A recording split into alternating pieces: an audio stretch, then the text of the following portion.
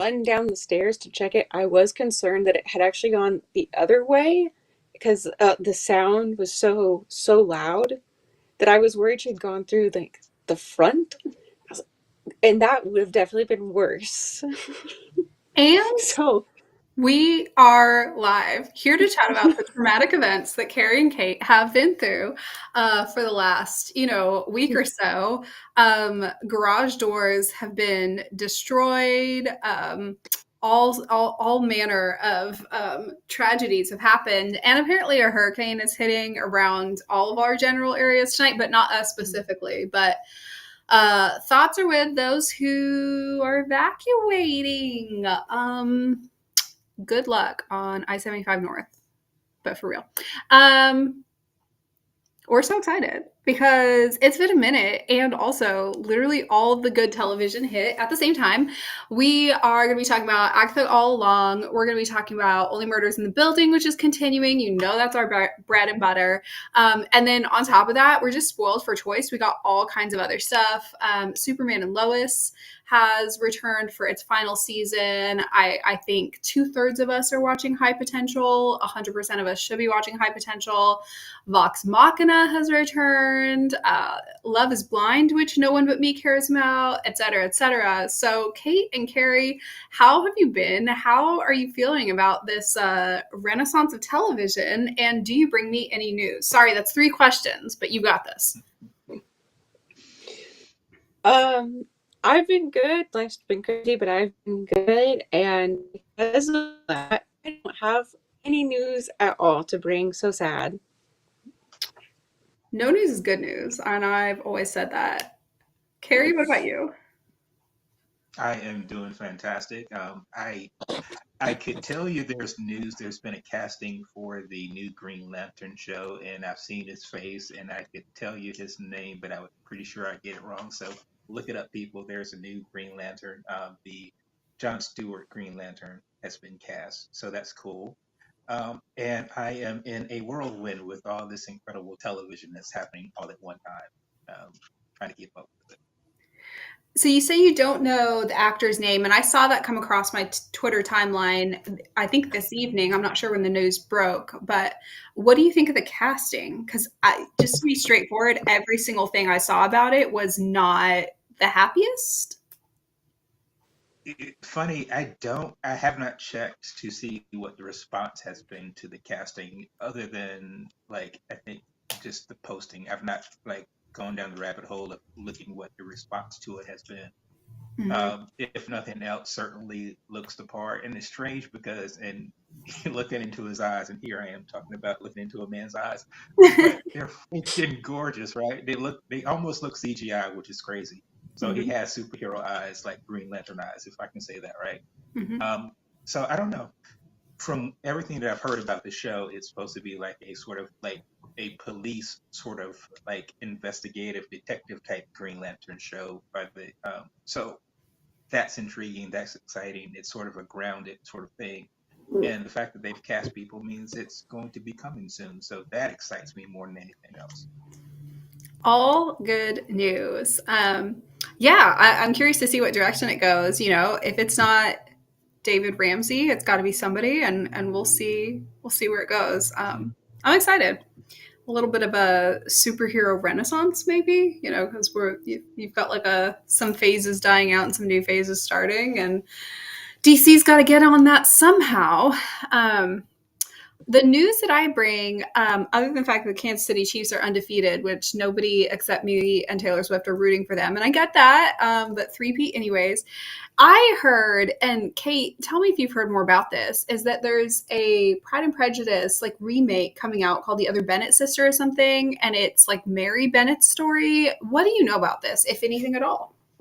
I hadn't heard about it if it's you're talking about any adaptation on it, but I have read the book. Okay. I hear there's an adaptation happening. I had not heard this, and as the resident Jane Austen fan, I'm a bit aghast at myself. Honestly, I'm appalled. No, It's okay. You no, were busy handling a crisis all day today. yeah, no, it's I have heard about there's a TV show coming out called Miss Austen, I believe. I think the BBC. That's the only one that I have on my radar coming out anyway associated. And I there's similar books. One is a fictional retelling of Cassandra Austen, who is her sister, Uh-huh. and then the other Bennett sister is basically kind of starts in the middle of Pride and Prejudice from Mary's perspective, and then goes past the end of Pride and Prejudice and through like her epilogue, basically. Well, here's what I can tell you about this one. The news broke approximately 13 hours ago, at which point, as I previously mentioned, Kate was handling a crisis, and the BBC is developing an adaptation, a 10-part miniseries of The Other Bennett Sister, or whatever it's called. What is it called? The Other Bennett, my mistake. The BBC is developing a 10-part adaptation of The Other Bennett. So just something to look forward to, something to live for, even, as it were. I will hold on to this. This is good news. I needed good news, and that was good news. I feel like I just gave you a gift, even though I had literally nothing to do with it. Thank you. I still appreciate it nonetheless, and it does feel like a gift. You're so welcome. The other thing, maybe this is a gift for me, because I don't know if either of you are into like domestic thrillers. But one of the, I think it was one of the biggest books of 2023 or whatever, was called The Housemaid. And it's like this domestic thriller. It's like women fighting each other and also teaming up in this like super, cool psychological thriller book. I read it. I know like everybody in the world did, whatever. And it's getting a Sydney Sweeney adaptation, and I'm really excited about it. I will be so seated for that. It's Sydney Sweeney and Amanda Seyfried. yes, Amanda Seyfried. I couldn't quite put I was like the girl from Mamma Mia. Which I think is fantastic casting, having read the book. But you know, when you read the book, everybody pictures it differently, but their looks matter a lot in the book. It's a pretty integral part of the story, and I think they did a great job. It also happens to be part of a series. So this would be, if it's well received, this would be more ongoing work for Sydney Sweeney. Not that she has any shortage of work, I'm sure. Last thing, not really news, but I was on a Flash review podcast reviewing the final season. It was, we filmed it a couple months ago, but it was after the final Flash season came out. Better late than never, end of a hater era. It's with 42 cast. I have it on my Twitter, and my Twitter is linked down below if anyone wants to listen to it. If you have forgotten The Flash existed and have not thought about that in a decade, also, congratulations. Don't break your winning streak. That's all I have of news. We are, again, like spoiled for choice. We've got two headliners, Agatha All Along and also Only Murders in the Building continuing. So I thought we'd start off with Agatha All Along. And before I get into some questions that, yes, I wrote out because I'm a nerd and was really excited about it, let me get a sense of where you are all at with this. For example, have you even started Agatha All Along? Are you current? Did you watch the first episode? Did you watch the first 4 episodes? Where are you at in your Agatha journey? I keep forgetting to start to watch it. Okay. Carey? I am current on all 4 episodes. Let's go. Same. Okay. Kate, get ready for spoilers, but don't worry. You're going to love it anyways. And it's also one of those things where there's like a bunch of mysteries throughout that like will be kind of your bread and butter. And we're not about to spoil those because we probably don't have the answers to those. If you're not sure if you want to watch it, look at the thumbnail and change your mind. So Carey then, and Kate, feel free to join in with what you do know about it. So we've had, most recently, jumping straight to recent episode spoilers, we've got the hottest Green Witch joining us, Green Witch, Earth Witch, whatever. And that is very obviously my favorite character in the show. Not that I'm trying to pick favors on a show that is this like stacked with fantastic folks, but I'm wondering what member of the coven is kind of making the show for you so far? We have obviously Agatha, which was the selling feature here, and I loved her on WandaVision, and I love her in this show. But I gotta say, like, compared to WandaVision, where that was really Wanda that was selling the show for me, like we had good side characters, but Wanda was carrying it. Here, like, the side characters are incredible. We got fantastic acting. So who is the star of the show so far for you? Well, that's a very, very good question. I don't know who the star of the show is, but I can tell you that, and I'm terrible with like character names and that sort of thing. But I think her name was Mrs. Hart, right? Um, Yeah. uh, yeah, yeah. So Sharon. I like, yes, yes, And yes, they were like, because who's Sharon? because what I like about her is she is sort of the not necessarily the fly on the wall, but she's the sort of outsider. She's the sort of person that we people, obviously the audience, kind of sort of sees the show through, and obviously just um, the excitement, exasperation, and that she has, but also just sort of the hey, what the hell's going on? I'll just roll with it. We'll see where this goes. So I really, really like that. Um, the other I like Patty LaPone's character too, and I forget her Mhm. witch's name, but she's probably the older or oldest witch, not just Yeah. in like looks, but also in probably in universe. She's probably been a witch the longest.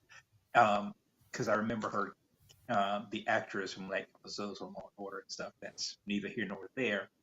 But I like what she brings to the show too. She's just sort of got like this sort of in and out of consciousness sort of type of outburst, which is like you know that they're going to lead somewhere, and it's just a matter of where they're going to go. But to answer your question, I think the star of the show is sort of the circumstances because everyone brings a little bit something to it. It's sort of like a gumbo, and they all bring a really good mix of seasonings to the show. I dig it. Yeah. I'm with you. It's just I can't imagine this show without every single character who's currently on, the Witch's Road. And their little coven, little slash big coven is, oh my god, like just the perfect ensemble.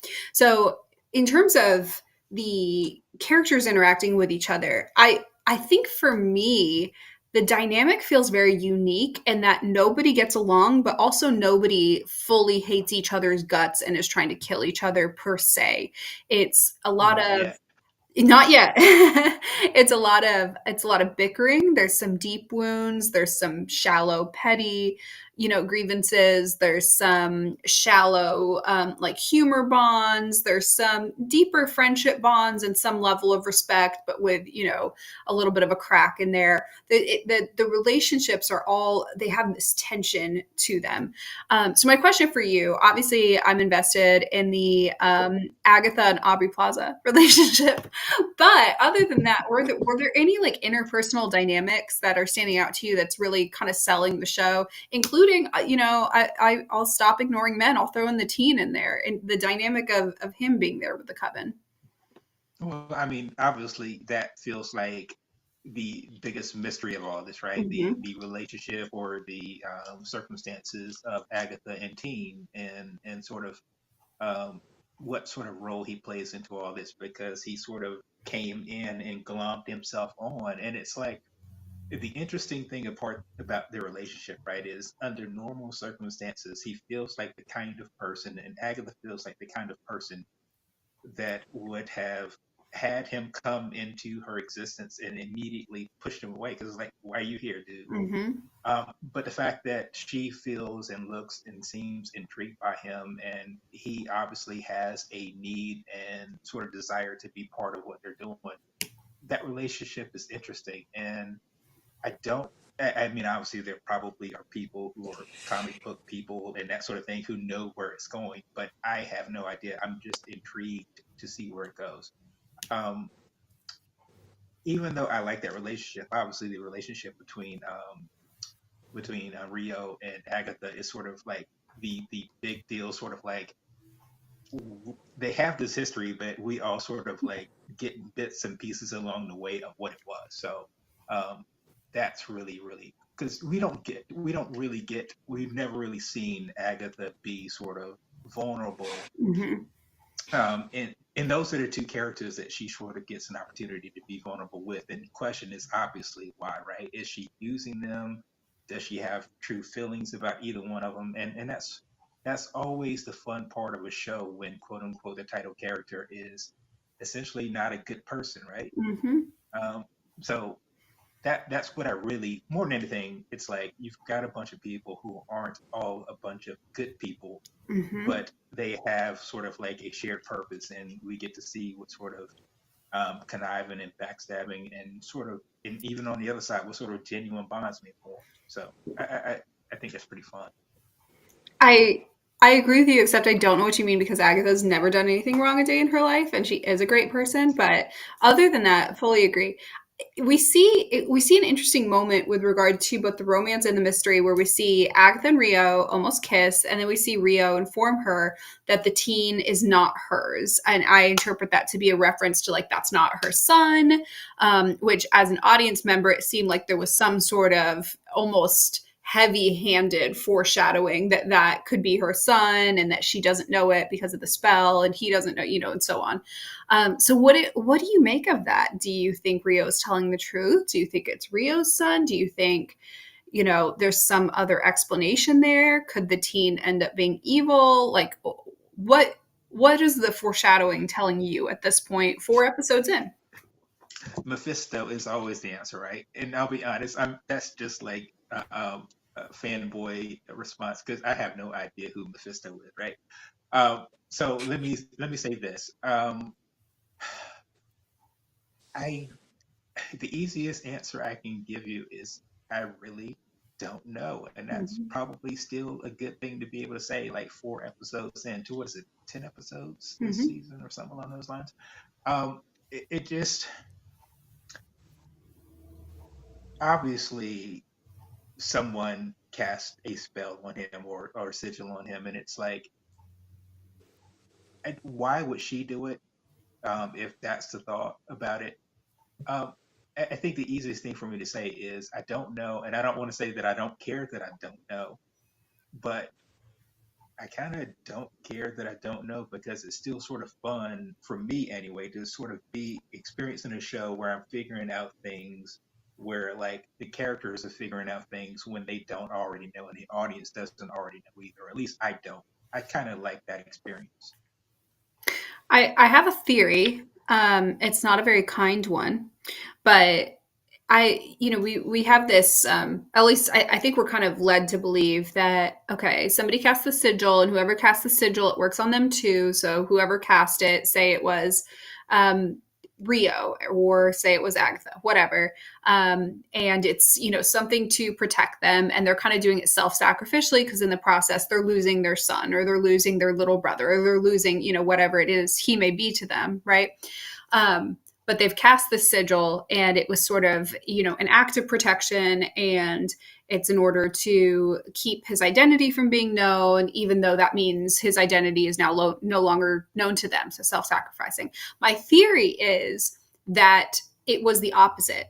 My theory is somebody cast this in order to separate him from somebody, that it is not a self-sacrificing act of protection, anything to that effect, but this was an act of pettiness, an act of spite, an act of, completely the opposite of protection, but like separating him from whatever it may be, mother, aunt, coven leader, whatever the situation is, and that we're going to be led to wonder like who made this self-sacrifice or who did this to protect him, and then it ends up being like somebody did this out of sheer like pettiness and spite. Because at this point, and I know I joked about like, oh, Agatha's never done anything wrong, but at this point, I think the audience is led to have a lot of empathy for all these characters. We see some good in them. We see some humanity in them. We see some camaraderie in them. We're entertained by them. And I'm waiting for them to do something to make them just a little more villainy. Like, have them do something that feels a little less forgivable. Well, here's what my pushback would be. And more than anything, Agatha, whether this show, you can feel how you want to feel, but she certainly has a lot of enemies, right? A lot of people. Mm-hmm. who would be willing to hurt her in this such a way. The Mhm. only the only question that I would have about if someone placing a sigil on him so he doesn't know who he is and she wouldn't know who he is and that sort of thing, Mhm. would they still sort of allow them to meet, interact through whatever, unless you feel like their interaction and not knowing who each other is, if that's the situation, if that's quote unquote the punishment, right? Because easily the punishment could have been, well, just to separate them and never have them have the opportunity to interact at all. Yeah. And but that's sort of like a psychological sort of like Torture. antagonist. Mhm. Yeah. So I mean, it could I be mean, the that too. sigil works on the caster too. So maybe the caster Sure. wouldn't want them to interact and meet, and they did somehow anyways. Right. And then of course the question is who would do that, and is it someone we've already seen on the show yet, right? I don't know. And, watch them go the protection route or the self sacrificing route or not spell it out in season one or whatever.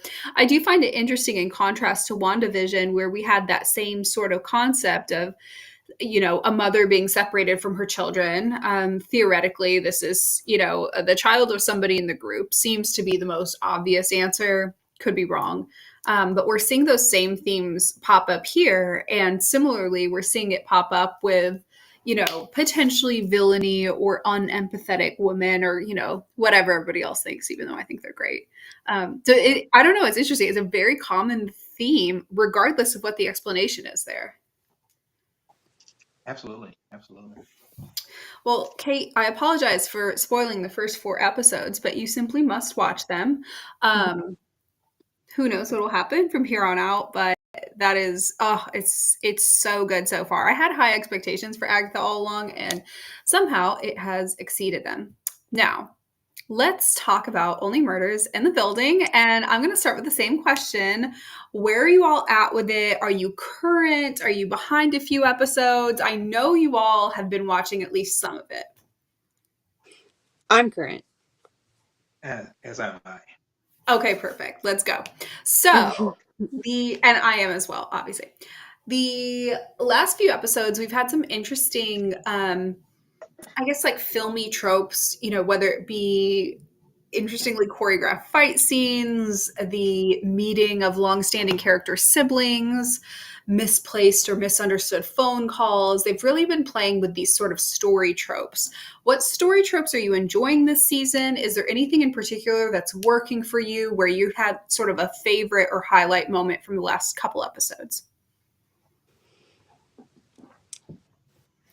Um, I I think it's something that they've always kind of played around with maybe not every episode, but a good handful of episodes every season have some very identifiable shtick or way they've shot it, or some visual or audio technique that's really made it kind of stand out. Mm-hmm. I do think, however, the impact of those have hit a lot harder this season. The episode where you're getting the perspective where none of the cameras are following the characters. They're not like the ghost in the room like a normal TV camera would be. It's documentary style or surveillance cameras, which initially throughout the episode feels like it's feeding into the brother sisters and their documentary past. And it still kind of is, and they still kind of feed it as that structure. But what you come to realize is the surveillance is not from them, even though you were led to believe it the whole time. It's from this other entity that we're still trying to figure out. And I think that's so interesting. That's such a fascinating, like, kind of bait and switch Mm-hmm. that they've done things like that before, but I think it's one of the most successful kind of trips down that road.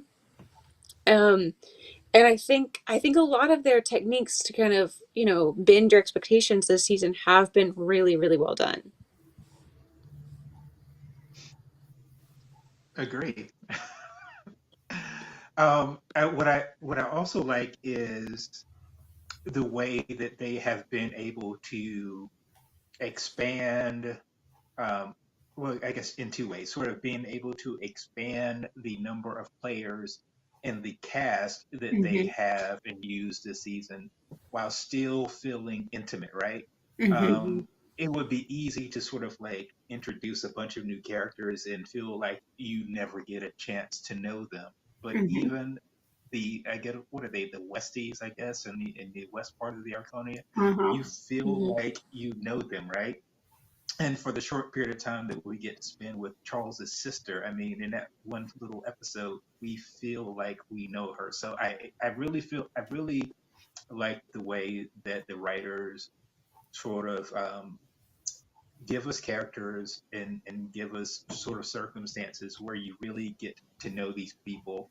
And that matters because when you're dealing with a mystery or whatever the case may be, none of those things matter unless you absolutely care about the characters that are involved, and they continue to find ways to make these feel like unique and quirky people who are part of this universe, but you still care for them even if you've only had an opportunity to hang out with them for a little while. Hmm. Hmm. They really maximize all the potential they have from the cast because this is quite a stacked cast. And I know I use a similar term when I'm referring to Agatha all along. And with that, I maybe should caveat it more as stacked characters. We've got a great cast with Agatha all along, but there's a mix between household names and non-household names, but the characters are all developing to be pretty iconic early on. And what we see on only Murders in the Building is like quite a star-studded. I mean, Meryl Streep, the folks that they brought in to be like the TV versions of our trio, and so on. Hmm. It's just incredible that some people as simple as just like neighbors or whatever, you'll just see a household name playing them, and it's almost Bring a in freaking Paul challenge Rudd where back. say it again. I said, bring in freaking Paul Rudd back. Right, He is like wild. just everybody is showing up on this set apparently, and it's almost like this weird opposite challenge where you have these huge names, these incredible character actors, and they have to play like somebody who's not incredibly iconic, like just kind of the weird quirky neighbor next door, or somebody like Meryl Streep playing like just like an up and coming actress who has a soft heart and maybe has a little bit of a quirk or an edge to her, but it's so fun to see that reversal. And in doing so, they're able to kind of bring it, like kind of pack a punch with a small role. The brother sisters, Meryl Streep's continuing role in this. Those are just a couple examples. The I can't remember his name, but the guy with the moving eye patch. You know, just these minor pieces that show up for 5 to 10 minutes, one scene, two scenes per episode, and they do just really incredible character work. So my question for you is, as they've kind of gone through these special format episodes, and we got the nod to the found footage format, and overly filmy films. Um, we get the structure around us, but we still have to build the plot. We still have to build the story. We still have to build the murder in the building. And in doing so, they've started to reference plot holes all the way back to season one. They've started to very overtly reference plot structure and mystery plot structure. Congrats, Kate, to both of those. I know those are two of your favorite things. So, what do you think of the plot? What plot holes or plot points have you noticed so far that you do want revisited? What are you happy to see revisited? What do you think of this being kind of a season where they're taking past past loose ends or past story beats and tying them into this season's murder? I like it because it's just kind of vindicating because I don't remember all the different things I pointed out as plot holes, but I definitely remember saying this, like, I can ignore it, I'll ignore it, whatever, but this is a plot hole and this is a plot hole. And they're whether it's, quote unquote cheating because they realized they were plot holes, or it was done intentionally all along, whichever way they want to skew it, it's a I will buy into that and I will enjoy it's almost because this season is kind of a commentary on legacy as well as a commentary on the podcast format and their story as a whole. It's a very metatextual season, kind of taking a step back and really referencing what they're doing.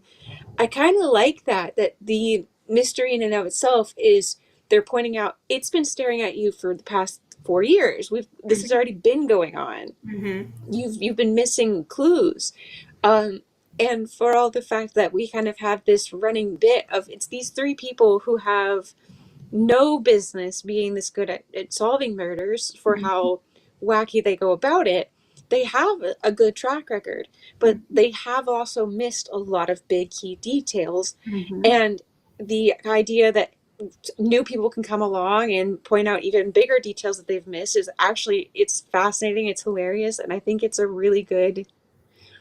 good way of opening up conversation about how they've told this story and confronting maybe it was weak writing, maybe it was intentional, and that's fine either way. Mm-hmm. And I'm sure there are plenty of plot holes. I didn't take notes of the previous season, so I don't know, and I don't have time to go back and rewatch to figure it out.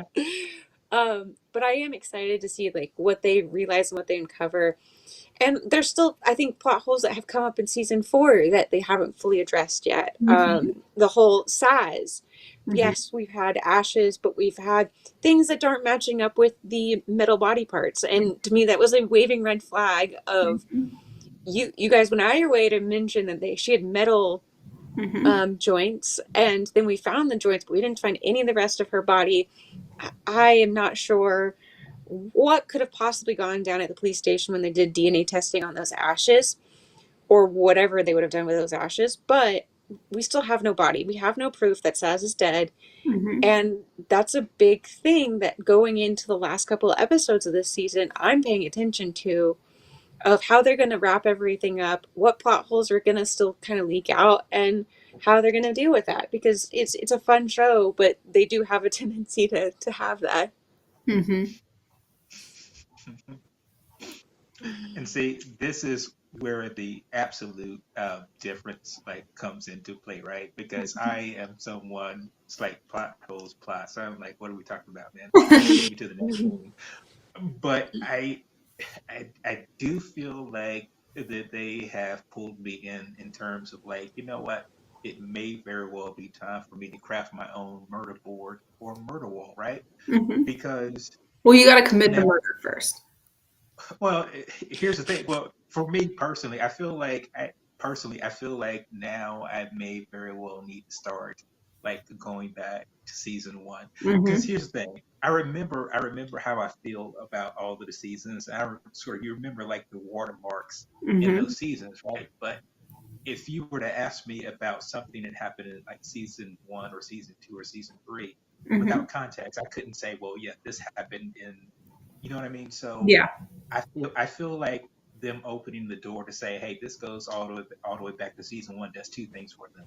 First of all, it gets people to say, well, good Lord, now I need to go back Yeah. and start watching season 1. So you get those views up.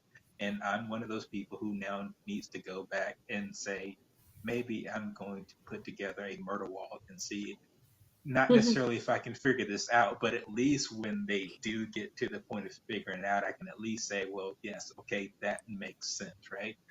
um, because I've been incredibly lax at doing that. So that sounds like fun. That does sound like fun. And it's nice because, people are consuming the show in different ways. You have folks like us who are watching it generally as it's airing, maybe a couple episodes back to back as we're catching up here and there. But there's a little bit of time between the episodes, and then there's a lot of time between the seasons. And if your memory is anything like mine, you are, exactly like Carey said. Like, I remember how I felt. I remember some key moments. I remember the presence of Cara Delevingne, but do I remember exactly every single plot point and certainly every single plot hole? No. But you do have folks who are marathoning this, and that is going to be an interesting way to consume it, because if you're marathoning this, you're going to have a little bit more of that, and I say this in a nice way, kind of that manic consumption, where the plot Mm-hmm. holes are not like, oh, this was a plot hole I remember 3 years ago when I watched it. It's, this is a plot hole I remember 3 days ago when I watched it. This is something I've been thinking about since Tuesday, not this is something I've been thinking about since 2022. And if you're consuming it in that way, that's probably very gratifying. And it's kind of a nod to that by having these niche references. Yes, it can encourage us to go back and watch it, but I also feel like that would probably feel fantastic watching it as a marathoner. And I remember watching or marathoning the TV show Bones well after it had finished airing. At the point that it started airing, I think it was like moderately before my time where I wasn't really watching, like detective TV like that. And it was either when it had completed airing or it was in its final season and was basically no longer relevant. I decided to marathon it, and I had a few of those moments, probably not intentionally, because at the time that TV, like episodic TV, wasn't built for marathoners like that. But I remember having those moments where they would call back to like this stalker from several seasons ago or this moment from whatever, and it was one of the few times watching television where I'm like, I remember that was just a few days ago. It was like before my memory purged itself. It was still within the realm of possibility to follow that. And I bet watching Only Murders in the Building is very fun that way. I'll never know because I tend to watch episodes at least of Only Murders in the Building within 24 to 48 hours of the drop. Well, I am so excited to see where both Only Murders in the Building and Agatha All Along head off. I do know you all have watched a lot more television, but before I get into that, what have I missed from Agatha All Along or Only Murders in the Building that we need to talk about first? Well, I don't know if we need to talk about it, but when we're talking about mysteries from Only Murders in the Building, I still need to know what Mabel needed to have in order to sign her life rights away. They haven't said what it is. I need to know what that was. Mhm. I'm actually more interested in that than I am in terms of who did the murder, but that tells you a lot about me on the show. I'm really curious about that too.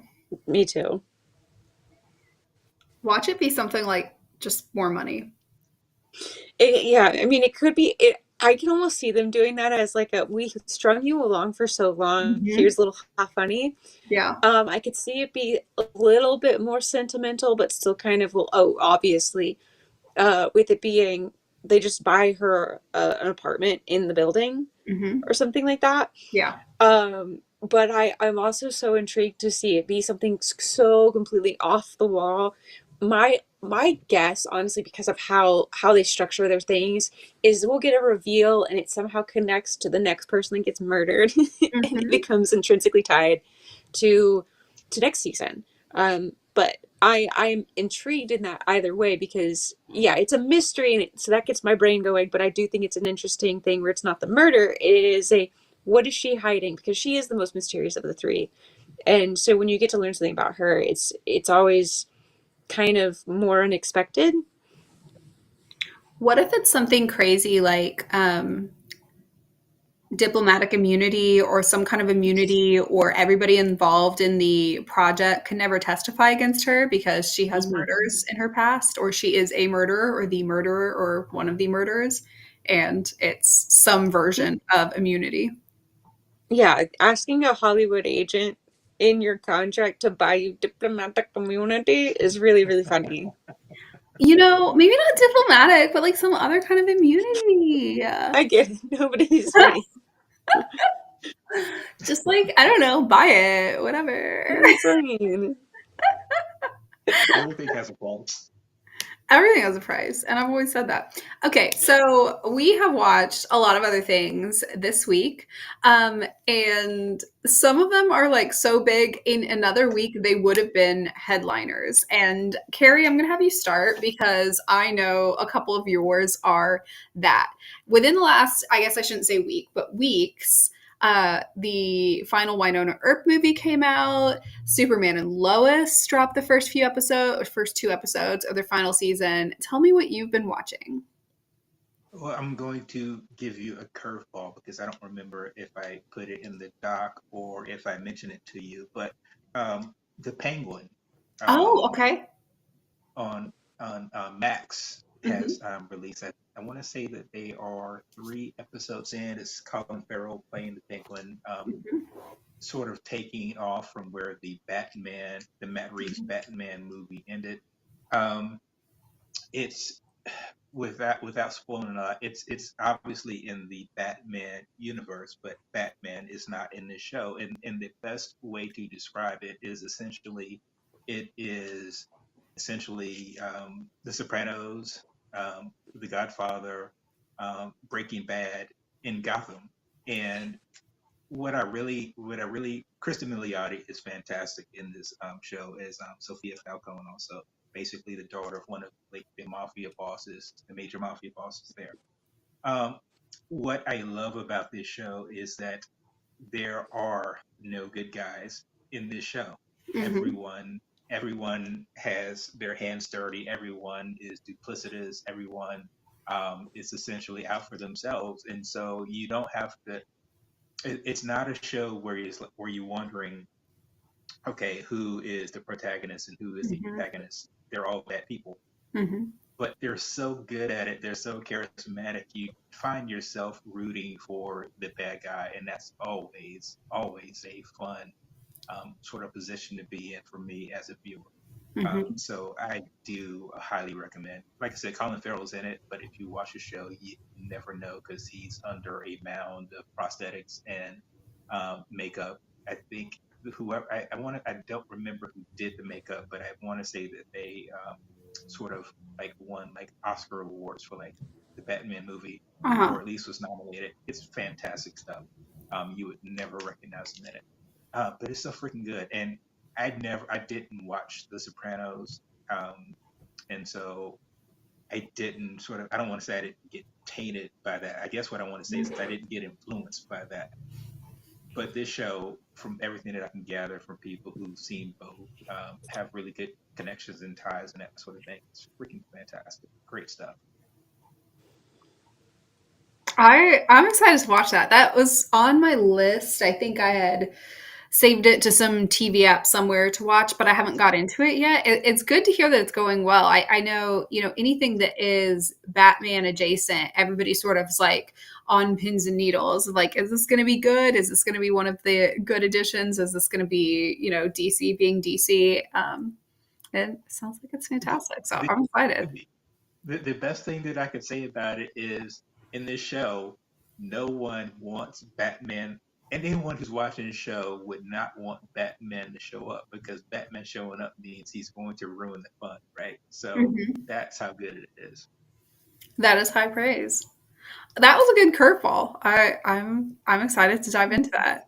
Kate, I suspect I know at least one of the shows on your list, and it's Vox Machina, which I'm excited to watch, but have not dove into yet. The latest season, obviously, I've watched the Hmm. previous one. So tell me, is that meeting your expectations, exceeding your expectations? Where are we at with it? So I think my summation is really going to get your attention. Okay. Um, as a person who watched the campaign, there is definitely changes to the order of the plot. That Hmm. it's one of those things that I'm kind of sitting there going, I trust you guys. I trust you.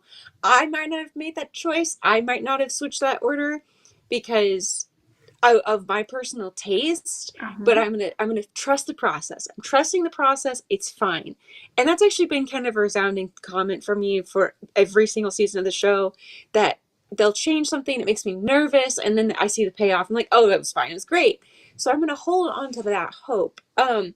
But generally speaking, I can tell that the animation has taken a great leap up. I think Okay. it's beautiful. It's astounding, just gorgeous, gorgeous to watch. The soundtrack's great as always. And the story. So in the previous two seasons, they've kind of made an intention to have like one focus character and then two characters that got a pretty good amount of attention as like each season kind of progressed. They, by doing that, have kind of had moments to be able to focus on all of the characters' backstories and made a clear point to identify their trajectories more so than others, but they've done their work. So this season, in their more intimate moments where they're not tracking down a bad guy or fighting a dragon or anything like that, the quiet moments are focused on romance. And that, to be honest, is the thing that they've changed the order in that's really made me go, I'm going to trust you guys. I wouldn't have done that, but I'm going to trust you. We've gotten to see some really iconic moments, yes, out of order, but they were really well executed, so I can't really complain too much. And I'm very, very excited about it. Uh, my big kind of thing that I always stood by or stand by about the two major romances in the original campaign being Vax and Keyleth and Vex and Percy, is Vax and Keyleth feel like very much high school romance. There's like tension and tentative, and they're scared of it. They're very skittish around each other. They Mhm. eventually kind of get a little bit closer, but it always has that nervous energy around it. Whereas Vex and Percy, you see hints of admiration and deep respect for them between each other for a very long time. Um, and they're very protective of each other. I think a lot of times because they see each other as the only other adult in the group for a Mhm. very long time. And then once they realize how much they care for each other and then almost lose each other, they just fully admit it, are in a relationship, and are very much like a cohesive unit and function really well together. Mhm. It's been altered a little slightly just to make it a more believable transition in a TV format, and that I think is where I'm a little nervous, because I did love how mature and how once they figured each other out, they were together. Mhm. Um, how I liked that version of it, but I also am liking this version, and so I'm holding out hope. I will see how it goes. And it's as raunchy and crazy and definitely rated rated R as it's always been. But I'm excited and I'm enjoying it, so I still highly recommend. I can't wait to get into it. And you sold me at them like handling the romance well and carefully because, Yes. anything that's based in like a D&D campaign is fundamentally a soap opera in the way that any superhero show is fundamentally a soap Yeah. opera. And I loved how that's been handled in previous seasons, but I've been kind of left wanting just a little more just based on personal taste, Yes. knowing well that they're catering to an audience that has like vastly different tastes from each other Yeah. because everybody Yeah. wants something different out of an adventure. Yeah. That I wasn't surprised that like it's taken this long to get there, mhm, but I am glad that they finally reached it, because it is kind of aligning to when in the campaign it started to really come to the forefront. Um, I I think you'll watch the first 3 episodes and you'll know exactly what I'm talking about. I don't really want to specifically point it out or talk about it, because I am kind of interested to hear your perspective on it as somebody who hasn't seen the campaign. mhm, Um, I very much know I don't think this would have been your writing choice either, but I mhm. think we can both still appreciate it, and it does use other writing techniques that I also really like. So it's a give and a take situation, and I am excited to hear about it, especially since I know you have previously said I'd like more romance. You got it coming. You're gonna be swimming in it. It's great. Good. I will trust the process, TTP. Mhm. Mhm. So That's what the Sixers do. I will mention as my show for this week, one that we've talked about before. I think Carey, you might be watching it as well. Kate, if you haven't been watching it, you absolutely should, and that is High Potential. This is I mentioned Bones earlier, which is a reference to an era of TV past, this sort of procedural television with a mystery per episode, but an overarching mystery and a will they, won't they, and the irrational, which I think at least Carrie, you and I watched. Kate, I don't remember if you watched it, was kind of nodding to that format, and I see High Potential as doing the same. The actual detective and the detective's sidekick in this, they've got fantastic chemistry. The premise is fun.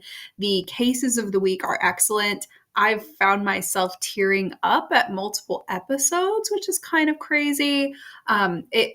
It also I posit that Kate Olsen, I think that's the name of the lead actress, is the greatest television comedic actress currently performing right now.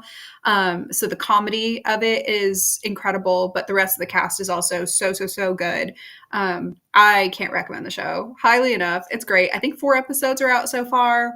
So good. I really hope it's like a long multi-season, multiple episodes per season. Will they, won't they, draw it out, make me mad, all of that. I hope it's So let me ask you this question, because I've only seen the first episode, but I did obviously get the sense that there is this mystery, or this thing that sort of like we're trying, that it's personal to her, that she wants to have mhm. solved. The question is sort of like the irrational in season 1. Do you think that they will sort of solve that mystery in the first season, or do you think that will be something like they did with Monk, that they sort of carried out to the very end? I think they will carry out. So the mystery in question, at least so far as we know, is how did her husband disappear? Um, Years before the show takes place, I think about 12 years before the show takes place, um, her husband disappears. And I think that at the end of this season, we'll have some breakthrough. She's working with the police department. In exchange, they're going to help her on this cold case that otherwise wouldn't get resources dedicated to it.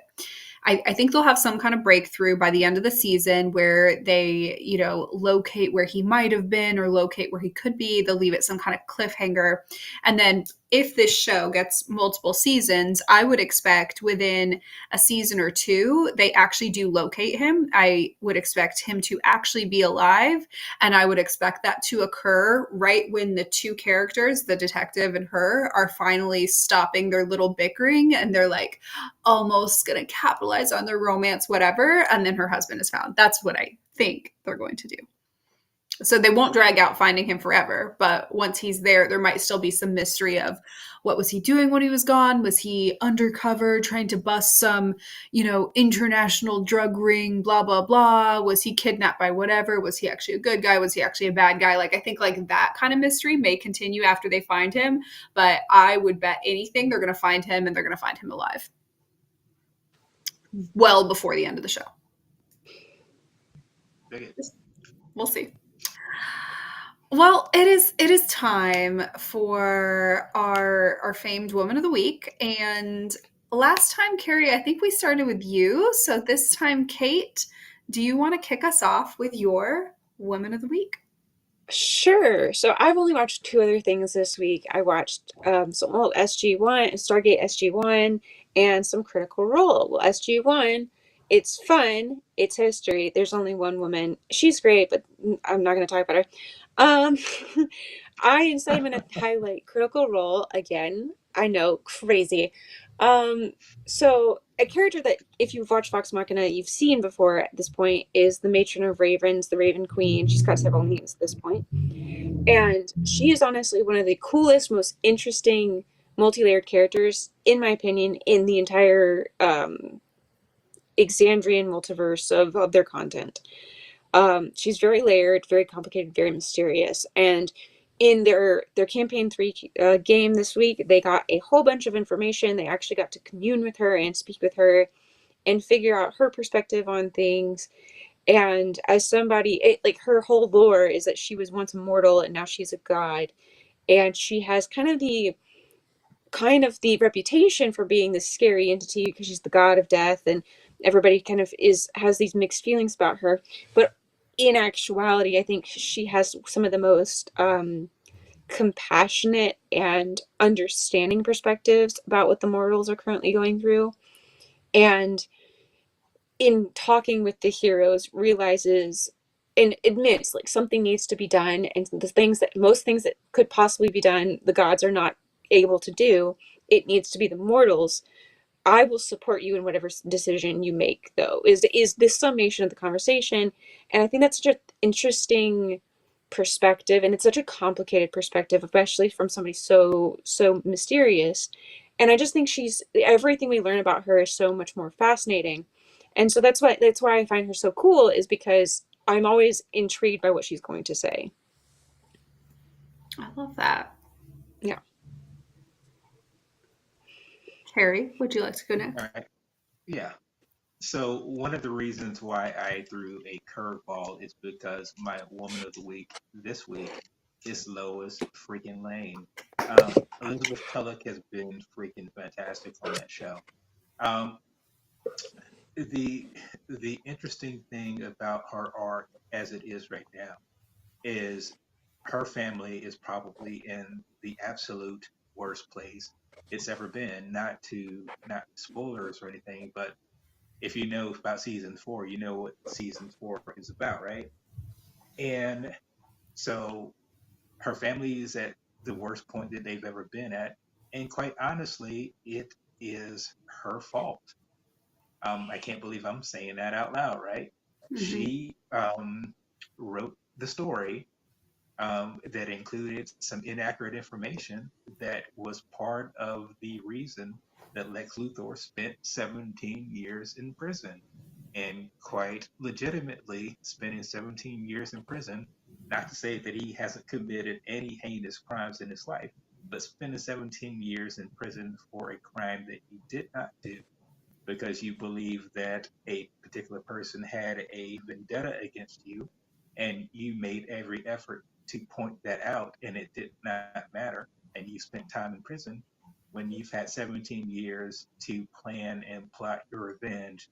He has planned and plotted his revenge fantastically, and her family is crumbled and she is at the center of it, but she still has an indomitable spirit. And I guess the best thing that I can say is in a superhero show, you sort of feel like the good guys are always going to win. But Hmm. sort of knowing that what matters most is what they have to overcome. And even though she had her battle with cancer the previous season, this is still probably the most significant sort of loss and devastation that she's had and been through, but she's at the center of it all. She's the sort of foundation. She's the heart and soul of what this show is right now, and she's got to carry all that. And so I think she can. She looks like she will, um, and so that's why she's my woman of the week. And quite honestly, she'll probably be my woman of the week for the next 10 episodes of this show. So be warned. I mean, well deserved. Lois Lane in general, as a character, as a concept, always, but this incarnation of Lois Lane has been such a gift. I cannot wait to dive into this season. I have not started yet, but I will do so soon. I have been consuming much trashier television. I've been watching the latest season of Love Is Blind, and my Woman of the Week comes from there. And I love a villainess, so my Woman of the Week is Brittany from the latest season of Love Is Blind. Brittany showed up looking like a trophy wife, saying she wanted to be a trophy wife, talking like a trophy wife, acting like a trophy wife, immediately asking all these guys if they believed in 50-50 or not, making it very clear she's always been paid for in past relationships. She was looking for a rich guy for whom she would be a trophy wife and just wore that characteristic on her sleeve, a characteristic that might be perceived as villainous, I suppose. I'm sure there's worse traits somebody could have, but in the world of reality television, usually they try to cover up that kind of thing, and she simply did not. She didn't cover it up. It was very clear why she didn't have to cover it up. She is drop dead gorgeous in every way, but Love Is Blind, the show, will not let them see each other. So she did end up in a situation where she was kind of in competition, like this one guy who was very rich, he was like an art dealer, whatever kind of thing. And he didn't let anybody forget he was very rich. He mentioned that every chance he got, obviously. It was between her, who he knew she'd be kind of the trophy wife, and this sort of like Southern Belle type thing, she's wonderful, she's funny, but A, she was far too young for him. B, she kept telling everybody she was like a cheerleader or whatever, evoking a particular image in their head of what she might look like. And she does not look like that. She's lovely. She does not look like how she was portraying herself to look, but whatever. Previous contestants have also claimed to look like Megan Fox. So worse crimes have been committed. But back to Brittany. Brittany, our trophy wife. She went in there. She wore her heart or her dollar signs on her sleeve, as it were. The really rich guy picked her. They have their reveal. She immediately gets the ick. She is repulsed by his very being. She does not want to be touched. She's like, this is so awkward. And then they don't even end up going to Mexico. She really just pulled off an entertaining con just to entertain me specifically and be like moderately awful on television, but then like kind of dip the second that like this guy could potentially lay a finger on her. And I just think that, there's something to be said for that. She was willing to sell out for cash, but not really, because when it came down to it, she was like, this guy is disgusting and I must leave immediately. And she did. And that is why Miss Brittany is my woman of the week. So wait a second. Is this quite possibly like a prequel show, and this Brittany turns out to be Brittany Mahomes? Hey, okay. at a later date, we'll go through the Brittany Mahomes lore. You know, I've been here for a long time, not a good time, and we can go through it. I got things to say. Did you see the new Brittany Mahomes, Taylor Swift, and Lindsay Bell picture that dropped with them all like touching her belly? It was cute. I have not. She was dressed Yeah. like Britney Spears. Oh, that's funny. Do you remember? Okay, actually, let's just for like one quick second, just because it's funny, get into it. Did either of you ever watch Community? And if you did or didn't, Yeah. have you seen the image of Britta being like, "I can excuse racism, but I draw the line at animal cruelty." It's like a notable reaction. Yeah. Anyways, related to that meme, apparently Brittany Mahomes is, according to tabloids, so who knows what they know, is the second thinking her political views because of the backlash against Taylor Swift, which just feels very much like the I can excuse racism, but I draw the line at critiquing Taylor Swift, you know? And to that I say, whatever it takes, question mark. So if you want to fight with me, my information's in the description down below. Carey and Kate, theirs is as well, but be nice to them. And thank you all for joining me on what we watched this week. And I can't wait to watch that Black Pod. Oh man, it's been a minute. I don't even remember what I said, but it was probably not nice.